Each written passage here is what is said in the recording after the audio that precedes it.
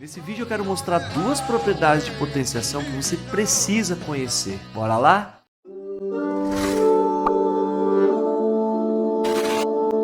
Olá, eu sou o professor Gustavo e nesse vídeo a gente vai ver duas propriedades de radiciação, lembrando que nós temos aqui uma série de vídeos envolvendo esse cálculo e nós temos anteriormente um vídeo que falou das duas propriedades iniciais. É importante que você venha acompanhando para entender certinho todo o processo, tá? E já se inscreve no nosso canal, deixa o sininho ativado também para você sempre estar recebendo as notificações, deixa o seu like, seu joinha, para ajudar o nosso canal a engajar cada vez mais. Bom, e para começar, vamos falar então, nessa segunda parte das propriedades, né, de uma propriedade que não é que ela seja muito importante, mas ajuda às vezes a gente a agilizar alguns cálculos. Essa terceira propriedade dita o seguinte para nós, sempre que nós tivermos uma radiciação elevada a um expoente, eu posso trocar essa conta por uma conta onde aquele expoente vai multiplicar o expoente do radicando. Vamos colocar números para a gente ver certinho como isso funciona? Por exemplo, vou colocar uns valores bem aqui esporádicos. Se eu tivesse que calcular raiz quadrada de 5 elevado a 3 ao quadrado. Não, vamos mudar esse quadrado, vamos colocar um 4 aqui. Para ficar números diferentes. Olha lá, se eu tivesse que calcular isso, perceba que eu teria que fazer a raiz quadrada de 5 ao cubo elevado a 4. Então, tem que repetir ele 4 vezes. Então, ficaria raiz quadrada de 5 ao cubo, vezes raiz quadrada de 5 ao cubo, vezes raiz quadrada de 5 ao cubo, vezes raiz quadrada de 5 ao cubo. Olha lá, 4 vezes, né? O expoente 4 lá é o resultado da potenciação. Só que aqui eu não vou calcular um por um. Eu posso aplicar a primeira propriedade que a gente viu na aula anterior. Vamos voltar um pouquinho aqui, para a gente lembrar qual foi a primeira propriedade? Que quando você tem multiplicações com o mesmo índice, você pode manter o radical e aquele índice e colocar todo mundo lá dentro, né? Então, não precisa ser só duas, pode ser 3, 4, assim como no nosso exemplo agora. Então, aqui, eu tenho 4 radiciações, todas com o mesmo índice. Então, eu posso fazer o seguinte, eu vou colocar a raiz quadrada aqui, vou manter o radical e o índice, e vou fazer 5 ao cubo vezes 5 ao cubo vezes 5 ao cubo vezes 5 ao cubo. Olha lá, 4 vezes. E aí, só lembrando, né, quando eu aplico uma propriedade de potenciação com bases iguais, na multiplicação eu posso somar os expoentes. Lembra das propriedades de potenciação? Vou deixar um cardzinho aqui para depois desse vídeo você assistir para reforçar esse assunto também. Então, olha só, aqui eu posso fazer o seguinte, manter a base e somar os expoentes. Mas quantas vezes eu usei o 3 ali? 4 vezes. Então, eu posso trocar isso daqui por raiz quadrada de 5 elevado a 3 vezes 4. O que eu gostaria que você percebesse é que aquele P na definição é o nosso 4 aqui. E o P, ele não foi multiplicar o N era o 3, tá vendo? Então, o que aconteceu? O 4 acabou parando aqui dentro, nesse desenvolvimento todo, Só que eu não precisava perder tempo com isso, né? Eu poderia ir direto, tá bom? Então, só para mostrar para você, o resultado aqui não estou muito preocupado por enquanto, tá bom? Mas eu poderia já trocar direto, então. Isso aqui, né? A raiz quadrada de 5 ao cubo por raiz quadrada de 5 elevado a 3 vezes 4, que vai dar a raiz quadrada de 5 elevado a 12. Vamos ver a próxima propriedade, que é importante a gente sacar dela também, E aí, nessa propriedade, ela dita o seguinte para nós, Você vai ter um valor P que você pode pegar o índice e multiplicar por P, ou pegar aquele índice e dividir por P. Tanto faz, multiplicar ou dividir. Até porque quando você, por exemplo, multiplica uma fração, você está dividindo, né? Quando multiplica por meio, você está dividindo por 2, por exemplo. Então, aqui nessa situação, eu vou escolher um valor de P, tá bom? E aqui eu vou, nesse caso, multiplicar o índice. Só que, para manter uma igualdade, eu vou ter que multiplicar o expoente do radicando.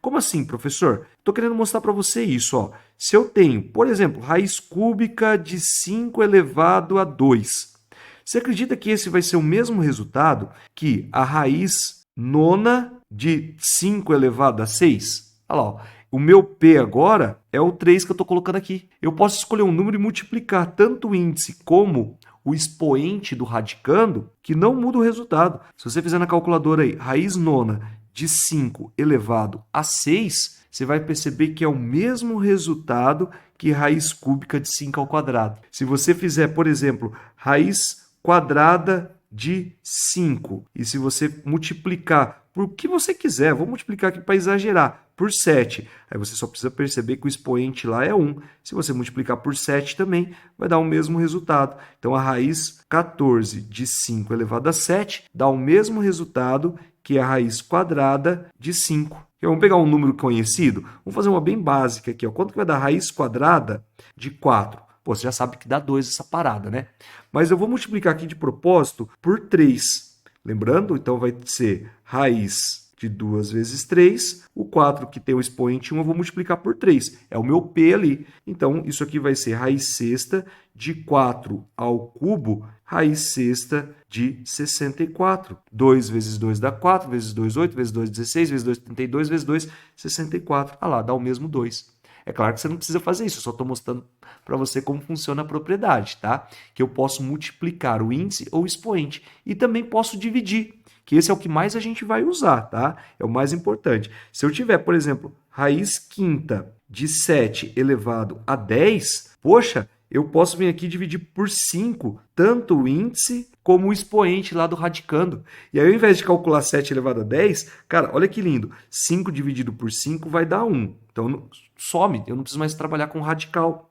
E 10 dividido por 5 dá 2, pronto, você vai ter 49 como resposta daquela radiciação. Eu nem me atrevo a calcular 7 elevado a 10, depois ficar pensando que número que ele, vezes ele, vezes ele, vezes ele, vezes ele, dá essa bomba de resultado. Eu nem quero saber, porque eu posso dividir que dá a resposta. Olha que lindo, cara. Tanto é que se eu voltar daqui para lá, ó, pega essa aqui, raiz sexta de 4 ao cubo. Divide por 3 e divide por 3. 6 dividido por 3 dá 2, 3 dividido por 3 dá 1. Volta para a raiz quadrada de 4. Olha lá, eu posso multiplicar ou dividir, cara. É uma propriedade muito importante porque agiliza algumas continhas. Como, por exemplo, ó, se eu tivesse que calcular raiz quadrada de 64, eu já sei que é 8. Mas isso eu poderia trocar, ó, o 64 por 8 ao quadrado, para poder já simplificar. Né? Até uma dica, quando você tem um expoente e o índice que são iguais, pô, a resposta já é o radicando. Você não perde tempo. Se você precisar, por algum motivo, multiplicar dois radicais com índices diferentes, veja, eu não falei isso na propriedade anterior, né? A gente não tinha uma multiplicação com índices diferentes. Quando são iguais, eu posso juntar eles. Mas quando eles são diferentes, eu não tenho regra, mas eu tenho uma tática. Qual é? Como eu posso multiplicar os índices e também o expoente do radicando, eu vou fazer assim, ó, eu vou multiplicar o 2 aqui por 3... e vou multiplicar esse 3 aqui por 2. Claro, eu percebi que 2 vezes 3 dá 6 e 3 vezes 2 também dá 6. Então, eu vou transformar no mesmo índice. Olha que lindo. Só que eu não posso esquecer que lá dentro o 4 estava elevado a 1. Então, eu vou multiplicar ele por 3. E o 2 também estava elevado a 1, que eu vou multiplicar por 2. Tá vendo? Ó, eu tenho que multiplicar pelo mesmo valor. É o que está escrito aqui na propriedade, ó. É o Pzinho lá que eu escolhi. Então, por exemplo, eu escolhi o 3 para essa e o 2 para essa. São radicais diferentes. É como se eu estivesse fazendo um separado do outro. Depois eu vou juntar, tá bom? Não precisa ser o mesmo P. Ah, tem que usar 3 aqui, 3 aqui. Não, não precisa. Pode ser diferente porque eles estão separados, tá bom? Então, agora, olha o que eu tenho, ó. Eu vou ter a raiz sexta de 4 elevado a 3 e a raiz sexta de 2 ao quadrado, onde eu posso agora manter o índice e o radical aqui e fazer a continha de 4 ao cubo vezes 2 ao quadrado. Olha lá, ó, que lindo, né? Bom, eu posso até dar uma viajada aqui, ó, o 4 ao cubo, eu vou trocar ele, vou deixar assim, ó, raiz sexta de... O 4 é 2 ao quadrado, como está elevado ao cubo, eu vou trocar o 4 ao cubo por 2 elevado à sexta. Então, vai ficar 2 elevado à sexta vezes 2 ao quadrado. Bom, e aí a gente pode até brincar um pouquinho, uma vez que...